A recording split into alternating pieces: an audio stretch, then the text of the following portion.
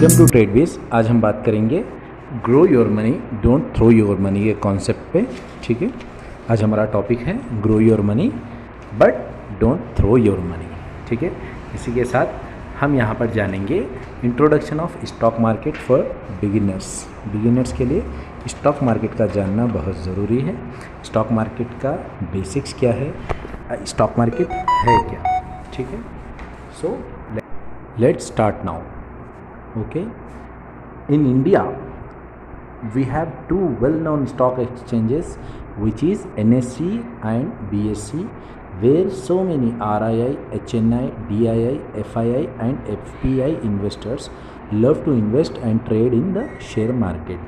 ठीक है, इंडिया में दो मशहूर स्टॉक एक्सचेंजेस है जिसे हम NSE और BSE के नाम से जानते हैं। ठीक है, यहाँ पर इंडियन ट्रेडर्स ट्रेड करते हैं और शेयर्स को इन स्टॉक्स में एक्सचेंज करते हैं। ठीक है, और ये मार्केट कैसे काम करता है।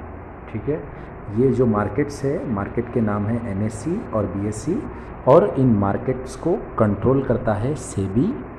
ओके, सेबी इन मार्केट को कंट्रोल करता है और इन मार्केट्स के डिपॉजिटरीज होते हैं।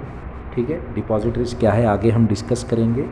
इनके डिपॉजिटरीज होते हैं NSDL और CDSL, और इनके क्लियरिंग प्लेटफॉर्म्स होते हैं जैसे कि ICCL, और इनके जो मेंबर्स होते हैं, मेंबर्स यानी कि ब्रोकर्स, जिस पे आप अपना ट्रेडिंग अकाउंट और डीमैट अकाउंट खोलते हैं।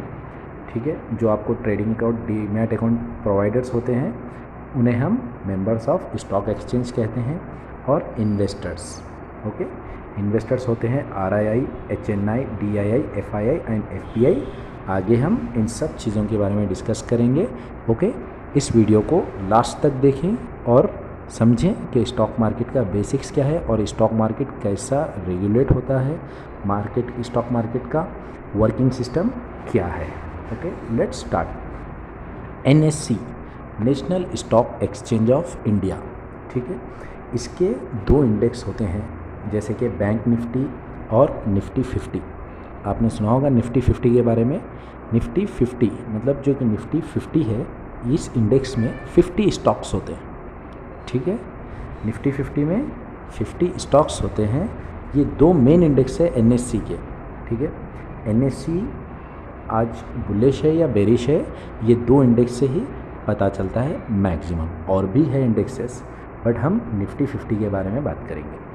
Nifty 50 index tracks the behaviour and portfolio of 50 stocks of NSE called Nifty 50। Nifty 50 का काम है NSE के टॉप 50 स्टॉक्स को ट्रैक करना। ठीक है, टॉप 50 स्टॉक्स को ट्रैक करना।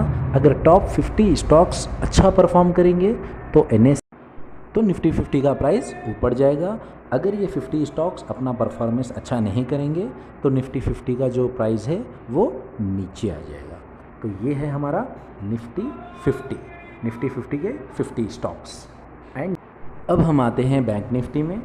बैंक निफ्टी के भी निफ्टी 50 की तरह स्टॉक्स होते हैं अपने खुद के। ये भी एक NSE का इंडेक्स है। इस इंडेक्स में 12 बैंकिंग स्टॉक्स होते हैं, top banking stocks. Okay, bank Nifty index tracks the behaviour and portfolio of 12 top banking stocks of NSE called bank Nifty. Okay, bank Nifty में 12 टॉप बैंकिंग स्टॉक्स होते हैं। 12 banking stocks का behaviour जैसा रहेगा, performance जैसा रहेगा, bank Nifty उसी तरह अपना प्राइस बनाएगा। ठीक है, अगर ये 12 बैंकिंग स्टॉक्स अच्छा परफॉर्मेंस दिए तो बैंक निफ्टी का प्राइस ऊपर जाएगा, और अगर अच्छा परफॉर्मेंस नहीं दिए तो प्राइस नीचे आ जाएगा। और ये दो मेन इंडेक्स है निफ्टी NSE के। ये दो मेन इंडेक्स से ही NSE का आज मार्केट का मूवमेंट पता चलता है। ठीक है, ये दो इंडेक्स पे नज़र रखना ज़रूरी है, बैंक निफ्टी और निफ्टी 50। बैंक निफ्टी और निफ्टी 50 जैसा रहेगा, NSE का मार्केट वैसा रहेगा। और अब हम बात करते हैं BSE, Bombay stock exchange of India. ठीक है, BSE का जो इंडेक्स होता है वो है सेंसेक्स। जैसे कि NSE का निफ्टी 50 और बैंक निफ्टी है, BSE का इंडेक्स होता है सेंसेक्स। ठीक है, तो सेंसेक्स का मूड जैसा रहेगा BSE का मार्केट वैसा बिहेव करेगा। ठीक है, अगर सेंसेक्स बुलिश रहा तो बीएससी का जो जितने भी बीएससी के ट्रेडर्स है वो लोग पूरे बुलिश मोड में रहेंगे। अगर मानो सेंसेक्स का मोड बेरिश रहा तो बीएससी मार्केट पूरा बेरिश मोड में हो। ये सेंसेक्स के इंडेक्स से ही हमें बीएससी का मूड मार्केट का आज क्या है हमको पता चलता है। ओके, सेंसेक्स इंडेक्स में total 30 top stocks of BSc involve होते हैं। जैसे कि Sensex index tracks the behaviour and portfolio of top 30 stocks on BSc exchange called Sensex. ये जो सेंसेक्स इंडेक्स है ये टॉप 30 स्टॉक्स बीएससी के बनकर एक सेंसेक्स का इंडेक्स बनता है। ये टॉप 30 स्टॉक्स जैसा परफॉर्मेंस देंगे सेंसेक्स अपना परफॉर्मेंस वैसा देगा। सेंसेक्स का प्राइस ऊपर जाएगा अगर ये स्टॉक्स अच्छा परफॉर्मेंस करेंगे, सेंसेक्स का प्राइस नीचे आ जाएगा अगर ये top 30 stocks performance under value करेंगे। ठीक है, ये था बीएससी। और नेक्स्ट हमारा है सेबी। सेबी क्या है? Securities and exchange board of India. ठीक है, सेबी का काम होता है स्टॉक एक्सचेंजेस को कंट्रोल करना। ठीक है, सेबी का काम है स्टॉक एक्सचेंजेस को कंट्रोल करना, इसका मोमेंटम देखना और इसके स्टॉक्स का बिहेवियर देखना और मार्केट कैसे मूवमेंट में है और मार्केट के ट्रेडिंग कैसी हो रही और मार्केट में एफआईआई का क्या रोल है, आरएनआई का क्या रोल है, एचएनआई का क्या रोल है, ये सब को ट्रैक करता है सेबी। ठीक है, इसके बाद हम बात करेंगे डिपॉजिटरीज़ के बारे में। ठीक है, डिपॉजिटरीज़ होते हैं, एक होता है एनएसडीएल। ओके, एनएससी के स्टॉक एक्सचेंज के लिए डिपॉजिटरी होता है एनएसडीएल।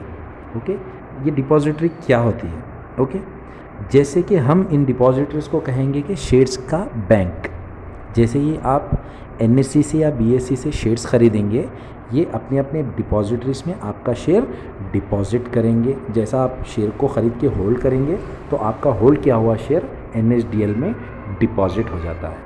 इसे कहते हैं एनएससी की डिपॉजिटरी, एनएसडीएल। इसी तरह बीएससी की भी अपनी एक डिपॉजिटरी होती है, उसे हम कहते हैं CDSL. Okay, central depository securities limited. Okay, BSc के लिए डिपॉजिटरी है सीडीएसएल। जैसे कि आप एनएससी में अगर शेयर्स होल्ड करेंगे तो एनएसडीएल में डिपॉजिट होंगे, वैसे ही आप बीएससी में अगर शेयर्स खरीद के होल्ड करेंगे तो वो आपके सीडीएसएल में डिपॉजिट होंगे शेयर्स। ठीक है, शेयर्स जो डीमैट फॉर्मेट में जो शेयर्स होते हैं, डीमेटेरियलाइज्ड शेयर्स, वो होते हैं डिपॉजिट सीडीएसएल में बीएससी पे ट्रेड करने से।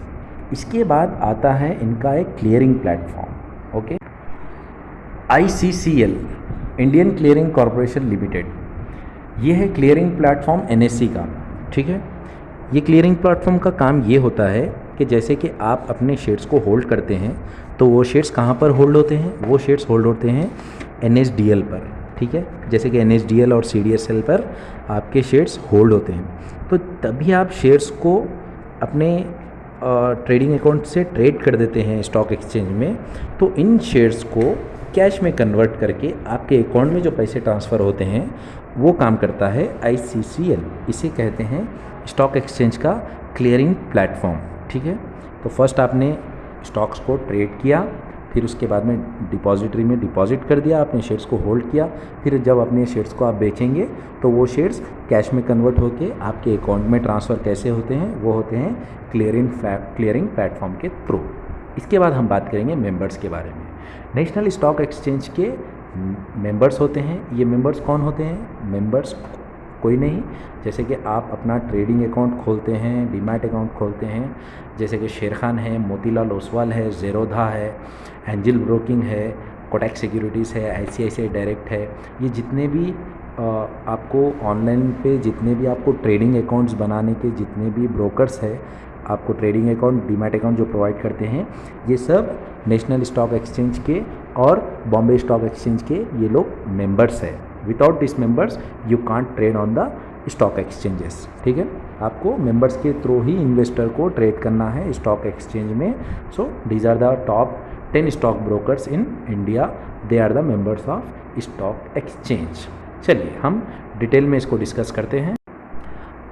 NSC and BSC stock exchange controlled by SEBI, and the both stock exchange have their depositories like NSDL and CDSL, and the clearing platform which is called ICCL, and the member is none but the broker.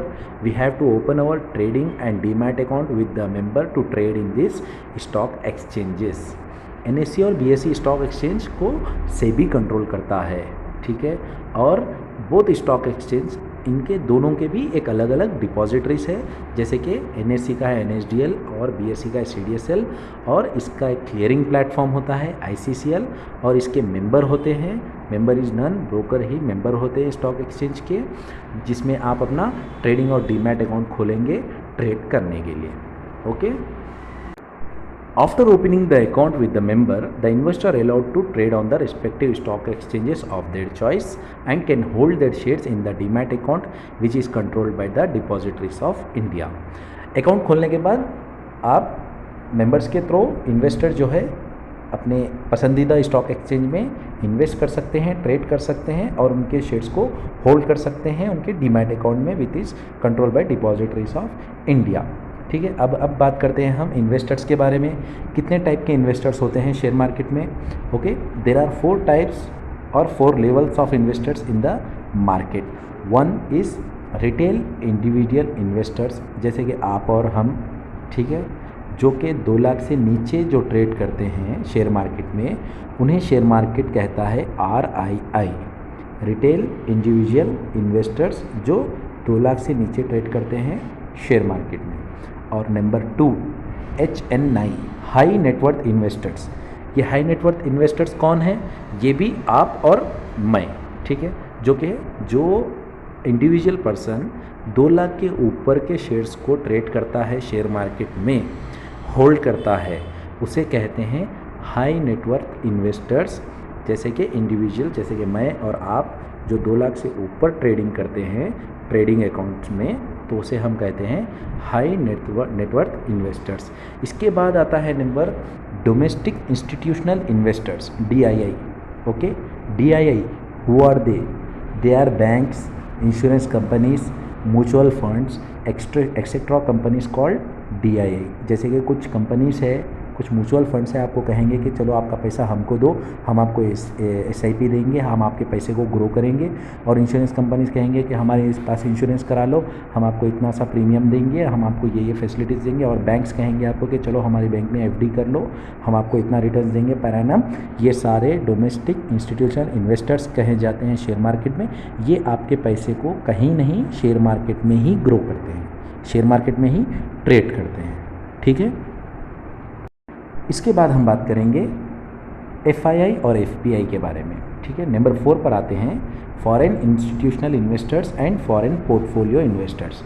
They are none but foreign investors in the share market called FII and FPI। जो foreign investors होते हैं, जैसे कि Indian investors हो गए DII, domestic institutional investors, वैसे ही foreign institutional investors भी होते हैं और फॉरेन पोर्टफोलियो इन्वेस्टर्स भी होते हैं इंडियन शेयर मार्केट में। वो लोग अपना ट्रेड करते हैं, वो लोग भी इन्वेस्ट करते हैं इंडियन शेयर मार्केट में। इन्हें कहते हैं FII और FPI। There are 4 categories of investors in the share market of India, ठीक है। कौन कहता है शेयर मार्केट जुआ है, ये है, वो है? शेयर मार्केट एक सिस्टम है, इसको सिस्टमेटिकली ट्रेड करना है। पहले समझो शेयर मार्केट को क्या है। Okay, so grow your money, don't throw your money के सेशन में बस इतना ही। Please do like, subscribe and share. Hope आपने कुछ सीखा होगा। अगर कुछ मिस हो गया तो प्लीज़ मुझे कमेंट कीजिए और आगे